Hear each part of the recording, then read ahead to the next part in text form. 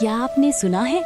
भगवान कृष्ण ने अपने गुरु के मृत पुत्र को भी वापस ला दिया था। उज्जैन में ऋषि सांदीपनि का आश्रम था। वहीं श्री कृष्ण और बलराम शिक्षा ग्रहण कर रहे थे। कुछ ही समय में कृष्ण ने 64 कलाओं में महारत हासिल कर ली। गुरु भी आश्चर्यचकित रह गए।